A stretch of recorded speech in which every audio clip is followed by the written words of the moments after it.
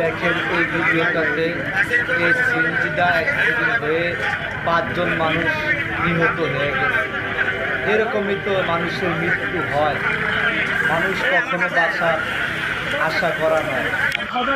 দেখেন আপনারা কিভাবে একবারে গুঁড়া গুঁড়া হয়ে গেছে, বিচ্ছিন্ন হয়ে গেছে। আপনারা সবাই দেখেন, এরকম কখনো আমি দেখিনি। প্রথম দেখা ভিডিওটা বেশি বেশি 5 জন মানুষ একেবারে পালিয়ে গেছে। সবাই দেখুন, বেশি শেয়ার করুন এই ভিডিওটা, যাতে অন্যজন দেখতে পারে। একটি গ্যাসের সিলিন্ডার বাড়ি ট্রাক এর সাথে দুঃখজনক ঘটনা। একটি সিএনজি যাত্রীবাহী